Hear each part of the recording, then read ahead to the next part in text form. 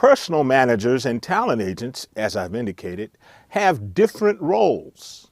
The job of the personal manager, of course, is to advance the artist's career from one level to the next, whereas the job of the talent agent is to procure employment on behalf of the talent. Sometimes this can create some, as Robin Thicke would say, blurred lines. And this is the reason why the state of California wanted to be sure and was one of the first states to enact legislation requiring talent agents to register with the state. In 1967, they enacted the California Talent Agency Act, basically saying anyone that procured employment on behalf of an artist or any other kind of talent had to be registered with the state of California. And then in 1978, I think because of obvious instances of personal managers not being registered as talent agents but procuring employment, California decided to add personal managers also as a category under the Talent Agency Act. In other words, if personal managers procured employment on behalf of their talent, they also had to be registered under the Talent Agency Act in California.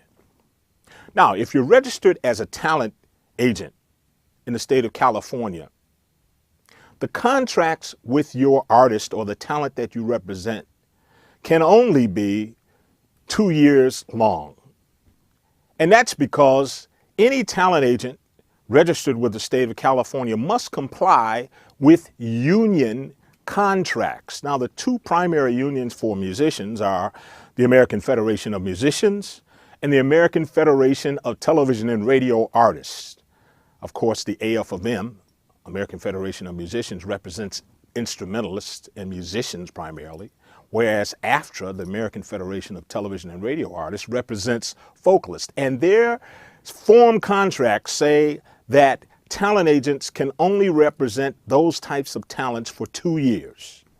So if you're a registered talent agent in the state of California, your contract can only last 2 years. Also, if you're a talent agent, your maximum commission can only be 10%. However, if you're a personal manager and registered with the state of California as a talent agent, that commission can be 15% because you're in a position of offering both the services of procuring employment and advancing the artist's career. Now, that creates quite a problem with most personal managers in the music business. Because as we just talked about earlier, most personal managers want a commission of at least 20%. And a personal manager also wants a contract that can last up to possibly a minimum of 5 years. Personal manager doesn't want to get involved with the talent, working with the talent, identifying producers and studios and trying to get a recording agreement and a publishing agreement, which might take 2 years to actually happen, only to have the act at that point signed with another personal manager, and they lose the investment that they've made over those past 2 years. So the result is most personal managers do not register as talent agents in the state of California. Most personal managers don't register as talent agents in the state. And I mean personal managers, not that just live in the state of California, but also managers that live in other states, even in other countries, because if you have a talent that becomes successful in entertainment, sooner or later, they're going to go to the entertainment capital of Los Angeles. They're going to perform on TV shows. They're going to perform possibly in movies. They're going to have other activities in the state. They might record in the state of California. Many artists, once they become successful, rent condos or even buy houses in the state of California. And once that happens, once they have significant contacts with the state of California, then they fall under the jurisdiction of California law. So even if I'm a manager, say, in my home state of Ohio, and I'm originally from Cleveland, Ohio, about an hour away from Cleveland is a city called Akron, Ohio. And I'm just showing you how real this could be. There was an actor, a drummer, and a guitar player and singer that put together a great band that became very successful from Akron, the Black Keys. Suppose I was their manager early in their career, and I was trying to book them across the country. I decided that I wasn't going to register as a talent agent in the state of California or any place else for that matter. I strictly the manager, trying to advance their career, and as a part of that, I decided that I was going to try to book some dates in the state of California. And did, in fact, before they became famous. Well, once they become famous, at that point, if there's ever a problem between the artist and the manager, the artist might use the fact that I booked dates for them in the state of California against me. Because if I am not a registered talent agent in the state of California, that artist could file a complaint against me with the California Labor Commissioner that oversees enforcement of the California Talent Agency Act. And in that complaint, they can allege that I was an unregistered talent agent, but I booked engagements for them in the state of California in violation of that act. There's very serious ramifications from the filing of a complaint with the California Labor Commissioner, because the California Labor Commissioner can order a hearing on that. And if they determine that I, in fact, procured employment in the state of California and I was an unregistered talent agent, the Labor Commissioner can make two findings. One, order that the contract between me and the talent is terminated. And two, order me to pay all of the back commissions that I might have earned up to that point to the talent, to the artist. A lot of people aren't aware of that act, and it's very important. When I first got involved, my very first case when I first started practicing law was with the OJs. And at that time, the OJs were huge stars, and they had fired their manager a couple of years before. They had stopped paying him commission. And at some point, the manager felt that the agreement was still in force. So he sued the OJs for $100,000, and that was a lot of money back then. And of course, I'm a young law student, and my childhood idols, the OJs, gave me this case, and I was thrilled, but scared, of course. And all I could do was apply what I learned in law school, and that is to go to the law library and research the case. And that's exactly what I did. Once again, this is in 1980. The California Talent Agency Act had only added personal managers to be considered as talent agents in 1978. And as I researched, I found that law. And it said that if a personal manager does not register as a talent agent, and they procure employment in the state of California, they're violating the California Talent Agency Act. So I called a California attorney and made him aware of the circumstances.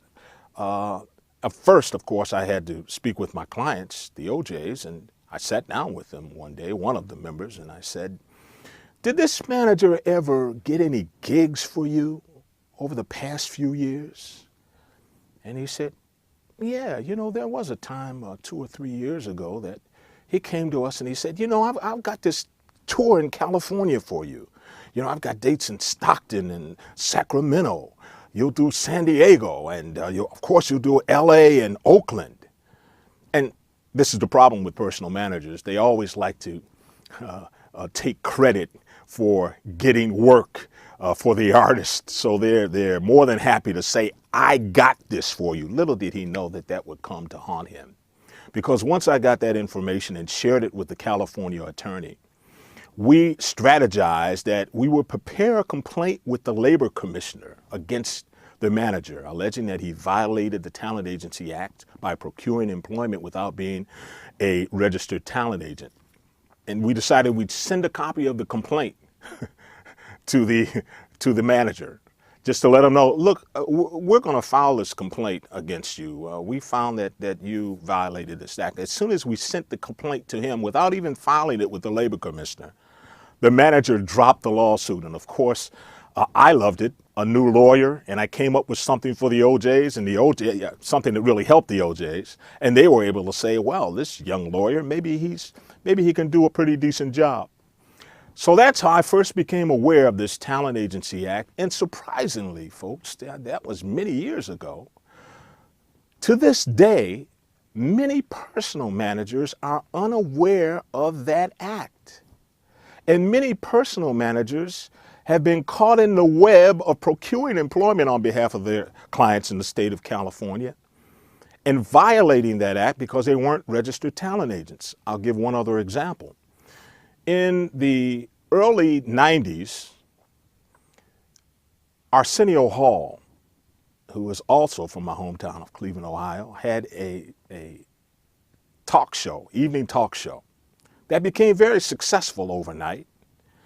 And after the first 2 years, his manager went into the network and renegotiated an extension of his contract and renegotiated it and came back to Arsenio Hall and said, Arsenio, look, I renegotiated this agreement and this is what you're going to get. And Arsenio didn't ask him to do that.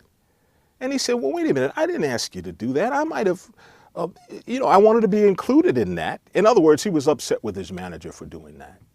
And he filed a complaint with the labor commissioner, basically alleging that his manager, who was not a registered talent agent, had procured this extension of his contract without his permission.